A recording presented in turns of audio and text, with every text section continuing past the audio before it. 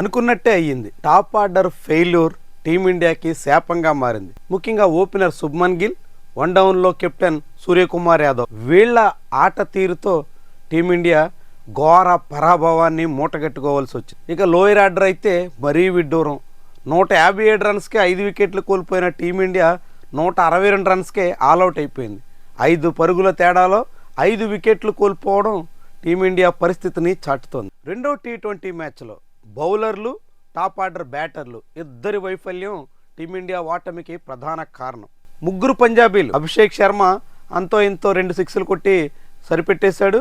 Shubman Gill golden duck out అయితే హర్షదీప్ సింగ్ ఏకంగా 4 ఓవర్లో 54 రన్స్ సమర్పించుకున్నాడు. సౌత్ ఆఫ్రికా భారీ టార్గెట్ పెట్టడానికి ప్రధాన కారణంగా హర్షదీప్ మిగిలాడు.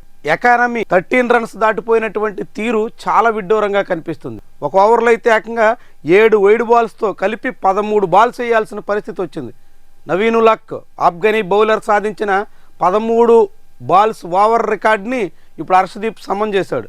అత్యంత చెత్త రికార్డ్ అన్నట్టు. అంత ఘోరమైనటువంటి బౌలింగ్తో నిన్న టీమిండియా ఓటమి పాలైంది. హర్షదీప్తో పాటుగా బుమ్రా కూడా ఇద్దరు కలిసి 8 ఓవర్లకే 100 రన్స్ సమర్పించుకున్నారు. దాంతో టీమిండియా 214 రన్స్ చేయాల్సిన దుస్థితి దాపురించింది. అంత పెద్ద టార్గెట్ ఉన్నప్పుడు టాప్ ఆర్డర్ చాలా కీలకం. కానీ తాను ఎదుర్కొన్న మొదటి బంతి అవుట్ అయ్యాడు. ఆ తర్వాత సూర్యకుమార్ సరిపెట్టేశాడు. ఇట్లా ఇద్దరు వైస్ కెప్టెన్ జట్టుకు భారంగా మారుతున్నారా అనుకున్న మాటకు తగ్గట్టుగానే వాళ్ళిద్దరి ఆట తీరు కనిపిస్తుంది. టీ20లో తిరిగి రీఎంట్రీ ఇచ్చిన తర్వాత శుభ్మన్ గిల్ ఇప్పటి వరకు 14 ఇన్నింగ్స్ల్లో ఒక్క 50 కూడా సాధించలేకపోయాడు. కెప్టెన్గా సూర్యకుమార్ యాదవ్ అయితే కేవలం 20 సగటు మాత్రమే సాధిస్తున్నాడు. దీంతో వీళ్ళిద్దరి బ్యాటింగ్ మెరుగుపడకుండా టీమిండియా గట్టెక్కే అవకాశం ఉండదు. మరొక 2 నెలల్లో వరల్డ్ కప్ ముంగిట్టున్నటువంటి తరుణంలో ఇలాంటి ప్రయోగాలు పదే గిల్ లాంటి వాళ్ళకి అవకాశాలు ఇవ్వడం ద్వారా జట్టు రాను దిగజారిపోయే ప్రమాదాన్ని కొని తెచ్చుకుంటుందా అనే అనుమానాలు బలపడుతున్నాయి. గంభీర్ తీరు మీద చాలా విమర్శలు వస్తున్నాయి.